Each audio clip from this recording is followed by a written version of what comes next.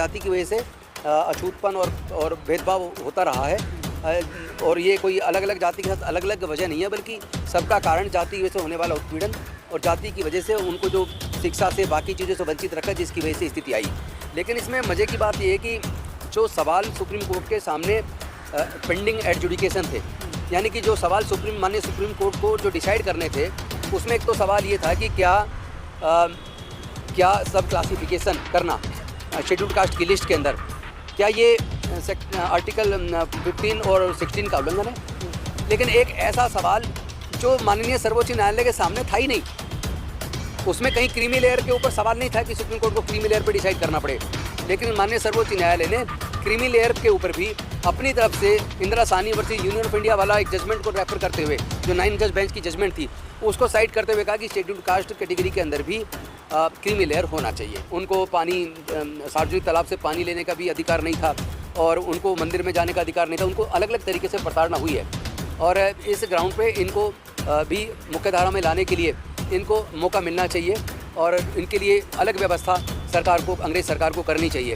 और आपको पता होगा कि 19-20 मार्च 1927 को डॉक्टर बाबा साहेब अम्बेडकर जी ने महाड के अंदर चौदार तालाब आंदोलन किया। तो वो भी इसलिए किया था ताकि अंग्रेजों को ये बता सकें कि देखो, आपकी सरकार आने के बाद भी आज भी अछूत समाज के लोग सार्वजनिक तालाब से पानी नहीं ले सकते। डॉक्टर बाबा साहेब अम्बेडकर जी ने या हमारे संविधान निर्माताओं ने जो व्यवस्था बनाई थी, माननीय सर्वोच्च न्यायालय ने एक तरह से उस व्यवस्था को बदलने का एक प्रयास किया है। और मैं नहीं समझता कि ये कोई एप्लीकेशन ऑफ माइंड के साथ जजमेंट है। मुझे लगता है विदाउट एप्लीकेशन ऑफ माइंड ये जजमेंट है। लिहाजा इस जजमेंट से कोई हल निकलने वाला नहीं है। इसमें एक बात जरूर है कि कोर्ट ने ये जरूर कहा कि ये अगर कोई भी सरकार हमारे इस फैसले के आधार पर अगर सब क्लासिफिकेशन करना चाहेगी तो हमारे रिव्यू में रहेगी, वो डिसीजन हमारे रिव्यू में रहेगा। सरकार को पहले बाकायदा जाति जनगणना करनी पड़ेगी।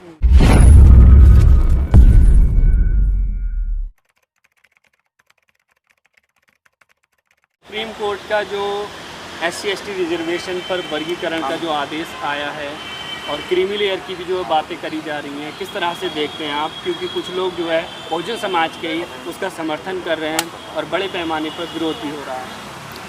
एक्चुअली ये जजमेंट मुझे किसी भी दृष्टि से कॉन्स्टिट्यूशनल जजमेंट नज़र नहीं आता, मुझे ये एक पॉलिटिकल जजमेंट नज़र आता है। और इसको समझने के लिए इसकी बैकग्राउंड में जाना पड़ेगा। 1975 में पंजाब के अंदर ज्ञानी जेल सिंह मुख्यमंत्री हुआ करते थे। उन्होंने पंजाब में SC को 25% रिजर्वेशन उस वक्त था, उसको 2 भागों में A और B कैटेगरी बना के बांट दिया और बांटने के बाद वो लगभग 2004 तक चलता रहा। लेकिन इस बीच कई डेवलपमेंट हुए। 1990 में आंध्र प्रदेश के अंदर भी अनुसूचित जाति की लिस्ट के अंदर सब क्लासिफिकेशन किया गया और सन 2000 के अंदर तमिलनाडु के अंदर भी सब कैटेगराइजेशन, सब क्लासिफिकेशन किया गया। लेकिन आंध्र के सरकार के इस फैसले के बाद एक व्यक्ति कोर्ट गए, EV चिन्नैया के नाम से versus state of Andhra Pradesh के नाम से वो जजमेंट 2004 में माननीय सर्वोच्च न्यायालय से आया और उसमें 5 जजों की खंडपीठ ने ये डिसाइड किया कि ये फैसला सरकार का आर्टिकल 14 और आर्टिकल 14, 15, 16 का उल्लंघन है। ये फैसला सरकार का आर्टिकल 341 ऑफ इंडियन कॉन्स्टिट्यूशन के खिलाफ है। चूँकि ये जो लिस्ट है शेड्यूल्ड कास्ट वाली 341A के अंदर राष्ट्रपति जी उसको नोटिफिकेशन करते हैं और 341 क्लोज 2 के अंदर उसमें कहा गया है कि सरकार पार्लियामेंट के द्वारा जो पास होता है वही सूची को राष्ट्रपति 341 के अंदर उसको नोटिफिकेशन करते हैं। लिहाजा ये जो सरकार ने फैसला किया है, ये सरकार का फैसला गैरकानूनी है, संविधान के खिलाफ है। और साथ ही साथ एक बात और कहा उन्होंने कि ये जो सोसाइटी है, क्लास है शेड्यूल्ड कास्ट, ये बेसिकली होमोजीनियस है। यानी इसका बैकग्राउंड में अगर जाएं, ये जाति के आधार पर है कि इन अमुक जातियों के साथ जाति की वजह से अछूतपन और भेदभाव होता रहा है। और ये कोई अलग अलग जाति के साथ अलग अलग वजह नहीं है, बल्कि सबका कारण जाति की वजह से होने वाला उत्पीड़न और जाति की वजह से उनको जो शिक्षा से बाकी चीज़ों से वंचित रखा, जिसकी वजह से स्थिति आई। बहरहाल इस 2004 की जजमेंट के आने के बाद जो पंजाब की सरकार के फैसले को देखते हुए जो हरियाणा ने भी ये फैसला कर लिया था, वहाँ भी सब क्लासिफिकेशन किया गया। तो कुछ लोग Punjab and Haryana high court गए और Punjab and Haryana high court ने ईवी चनैया वाली जजमेंट को रेफ़र करते हुए 2006 में पंजाब की सरकार का और हरियाणा सरकार के उस फैसले को अवैध घोषित कर दिया। इससे जो बात निकली, उसके बाद कुछ लोग कोर्ट गए, पंजाब और हरियाणा हाई कोर्ट के फैसले के खिलाफ पंजाब की सरकार सुप्रीम कोर्ट गई। सुप्रीम कोर्ट में 5 जजों की बेंच का जजमेंट 2020 में आया और उस जजमेंट के अंदर उस 5 जज की बेंच ने कहा कि जो ईवी चनैया वाली जो जजमेंट थी वो हमें उसमें विसंगति नज़र आती है।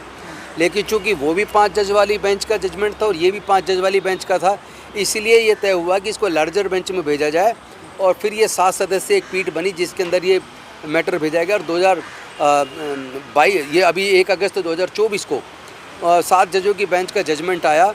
लेकिन इसमें मज़े की बात ये है कि जो सवाल सुप्रीम कोर्ट के सामने पेंडिंग एडजुडिकेशन थे, यानी कि जो सवाल माननीय सुप्रीम कोर्ट को जो डिसाइड करने थे, उसमें एक तो सवाल ये था कि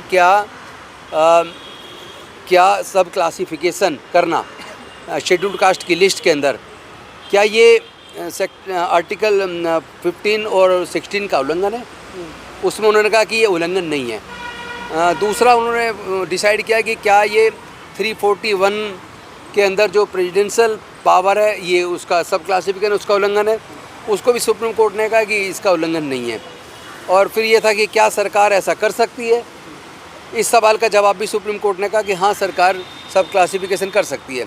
लेकिन एक ऐसा सवाल जो माननीय सर्वोच्च न्यायालय के सामने था ही नहीं, उसमें कहीं क्रीमी लेयर के ऊपर सवाल नहीं था कि सुप्रीम कोर्ट को क्रीमी लेयर पर डिसाइड करना पड़े। लेकिन माननीय सर्वोच्च न्यायालय ने क्रीमी लेयर के ऊपर भी अपनी तरफ से Indira Sahni versus union of India वाला एक जजमेंट को रेफर करते हुए, जो 9 जज बेंच की जजमेंट थी, उसको साइड करते हुए कहा कि शेड्यूल्ड कास्ट कैटेगरी के अंदर भी क्रीमी लेयर होना चाहिए।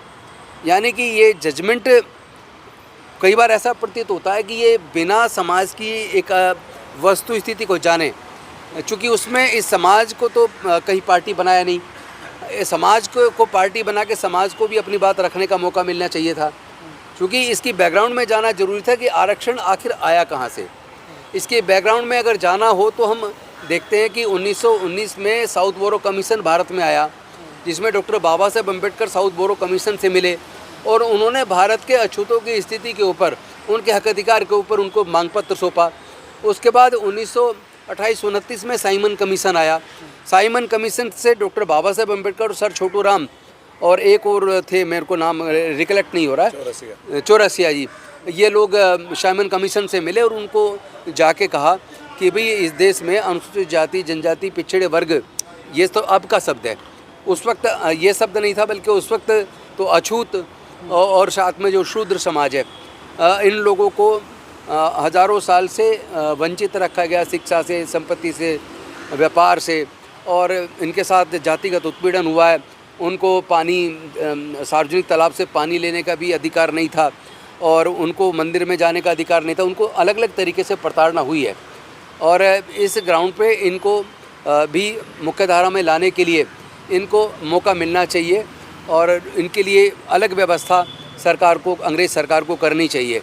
और आपको पता होगा कि 19-20 मार्च 1927 को डॉक्टर बाबा साहेब अम्बेडकर जी ने महाड़ के अंदर चौधार तालाब आंदोलन किया। तो वो भी इसलिए किया था ताकि अंग्रेज़ों को ये बता सकें कि देखो, आपकी सरकार आने के बाद भी आज भी अछूत समाज के लोग सार्वजनिक तालाब से पानी नहीं ले सकते। और साथ 1930 के अंदर कालाराम मंदिर नासिक में जो किया आंदोलन, वो भी इसलिए किया था कि अगर हम इंसान हैं तो आपकी सरकार आने के बाद हमें इंसानियत का दर्जा मिलना चाहिए था। आज भी हमें मंदिर प्रवेश पर वर्जित किया रखा है, हमें नहीं घुसने दिया जाता। तो ये सब इसलिए किया ताकि अंग्रेज़ों की आंखें खोल सकें। और उसके बाद जो 1930, 31, 32 जो राउंड टेबल कॉन्फ्रेंस लंदन के अंदर हुई, उसमें डॉक्टर बाबा साहेब अम्बेडकर गए और उन्होंने पूरे भरी संसद के बीच वहाँ अपने तर्कों के माध्यम से अंग्रेज़ सरकार को इस बात को मानने के लिए मजबूर कर दिया कि अगर आप माइनॉरिटीज़ के लिए, सिखों के लिए, ईसाइयों के लिए, मुस्लिम के लिए पृथक निर्वाचन क्षेत्र दे रहे हैं तो फिर देश में अछूतों को क्यों नहीं। अंग्रेज़ सरकार बाबा साहेब के आर्गूमेंट के बाद कन्विंस हुई और कन्विंस होने के बाद उन्होंने कम्युनल अवार्ड घोषित किया 1932 में, आई थिंक 18 अगस्त 1932 को। जैसे ही कम्युनल अवार्ड घोषित हुआ उसके बाद गांधी जी अनशन पर बैठ गए और हालात ये हुए कि गांधी जी की स्थिति बिगड़ती चली गई और डॉक्टर बाबा साहेब अम्बेडकर को धमकियाँ मिलने लगी कि अगर गांधी जी इस अनशन में मारे गए तो आपके पूरे कौम को कत्लेआम कर दिया जाएगा। और बाबा साहेब पे इतना दबाव बन गया कि अगर गांधी जी मर गए और मेरे पूरे समाज का कत्लेआम कर दिया तो मैं ये सेपरेट इलेक्टोरल लेके क्या करूँगा। मजबूरी में डॉक्टर बाबा साहेब अम्बेडकर जी को समझौता करना पड़ा और गांधी और बाबा साहेब जी के बीच में एक समझौता हुआ 24 सितंबर 1932 को, जो पूना पैक्ट के रूप में याद किया जाता है। कुछ लोग उसको सेलिब्रेट करते हैं लेकिन हम लोग उसको एक बुरे दिन के तौर पर देखते हैं, क्योंकि बाबा साहेब ने कहा था कि आज मैं ये पूना पैक्ट पर समझौता करने से मेरा मन इतना दुखी है कि जी करता है कि मैं बिजली के खंभे से चिपक के अपनी जान दे दूँ। क्योंकि वो जानते थे कि सेपरेट इलेक्टोरल जो छिन रहा है इसके बदले में जो रिजर्वेशन मिल रहा है, पॉलिटिकल रिजर्वेशन, इससे जो हमारे चुने हुए प्रतिनिधि संसद के अंदर जीत के जाएंगे, विधानसभाओं में जाएंगे, वो लोग अपनी पार्टी के गुलाम होकर रह जाएंगे, वो समाज की आवाज़ नहीं बनेंगे। और जो पॉलिटिकल रिप्रेजेंटेशन की जो बात थी, कहीं ना कहीं वो रिप्रेजेंटेशन एक नकली साबित होगा और आज उसका परिणाम वो नकली साबित हुआ।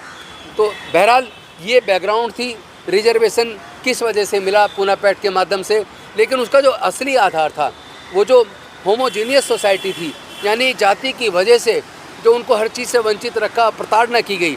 और आज भी ऐसे एग्जाम्पल मैं आपको हज़ारों दे सकता हूँ जिसमें आज भी हमारे समाज के लोगों को घोड़ी पे चढ़ने पे उनके ऊपर हमला कर दिया जाता है, मूंछ रखने पर हत्या कर दी जाती है, बच्चे को पानी का घड़ा छू लेने पर हत्या कर दी जाती है। तो लेटेस्ट की घटनाएं 3-4। एक और बड़ा एग्जाम्पल मैं आपको देना चाहता हूँ। एक IAS ऑफिसर हैं जो आजकल यूपी के अंदर कलेक्टर हैं, लेकिन अब से 3 साल पहले करीब वो IAS बने तो जनरल में उनका नंबर आया 22 रैंक आई उनकी। लेकिन उससे पहले उनका जो रैंक था वो IPS में थे। वो बेसिकली राजस्थान से हरियाणा और राजस्थान के बॉर्डर पर उनका गांव है। उनकी पत्नी IFS ऑफिसर है। जब उन दोनों की शादी हुई तो उनके गांव के लोगों ने कहा बेशक आप IPS बन गए हो लेकिन आपकी बारात घोड़ी पे नहीं निकलने दी जाएगी। चूँकि वो IPS थे, उन्होंने अपने सीनियर अधिकारियों को कहा, पूरे गाँव को छावनी में तब्दील किया गया। तब कहीं जाकर एक IPS लड़का और एक IFS लड़की की शादी बारात घोड़ी पे छावनी बनाकर गांव को निकली।